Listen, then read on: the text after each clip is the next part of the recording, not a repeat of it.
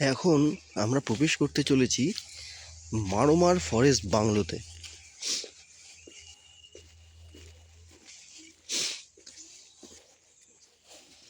এটি কিন্তু পালামৌ টাইগার রিজার্ভেরই একটা অংশ। ঢুকতেই এই জায়গাটা একটা কার পার্কিংয়ের জায়গা রয়েছে। এইখানে যে জায়গাটা আপনারা দেখতে পাচ্ছেন, এইটা এনাদের কিচেন। এখানে কিন্তু আপনাদের যদি থাকতে হয় এসে রেশন কিন্তু আপনাদের নিজেদের নিয়ে আসতে হবে। এরা এখানে আপনাদেরকে রান্না করে দেওয়ার ব্যবস্থা অবশ্যই আছে। কিন্তু এখানে আপনি কিন্তু অর্ডার করলে কিন্তু কোনো খাবার পাবেন না, অন্যান্য ক্ষেত্রে যেরকম রয়েছে। এখানে আপনাকে নিজস্ব রেশন নিজেই নিয়ে আসতে হবে। জল রেশন এনারা রান্নাটা করে দেবেন। এইখানে একটা ছোট্ট বাংলো টাইপের আছে, এইটাই পুরনো বাংলো। আর পিছন দিকে দুটো ট্রি হাউস আছে, প্রত্যেকটা ট্রি হাউসে দুটি করে রুম। এই সাইডটা একটু চলে আসি, এইখানে একটা ওপেন জিমনেশিয়ামের ব্যবস্থা রয়েছে, দেখতে পাচ্ছেন।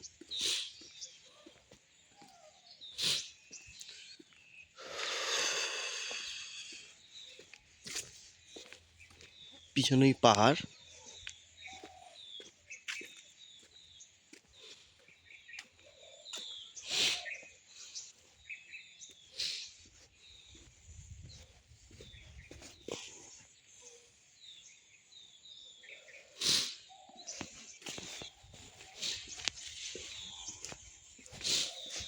এখান থেকে নেমে গিয়ে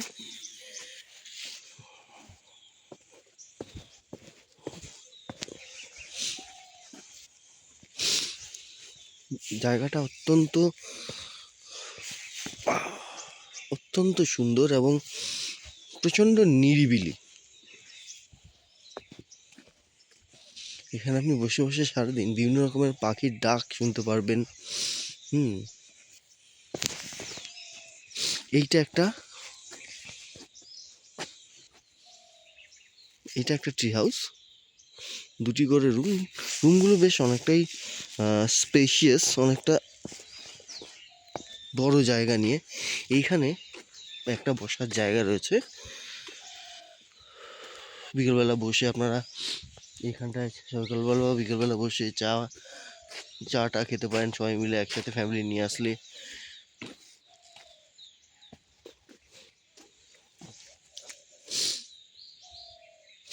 ওইদিকে ওটা ওনাদের হলো সংগ্রহশালা।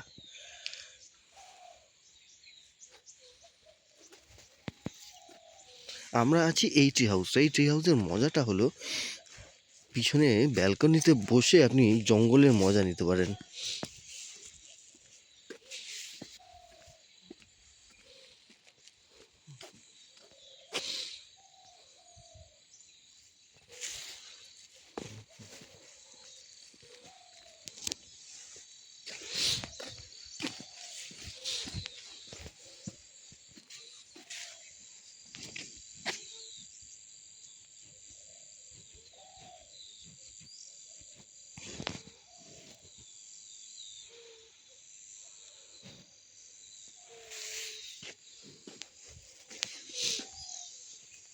আমরা এইখানটা দিয়ে কাল রাত্রেবেলা গিয়েছিলাম।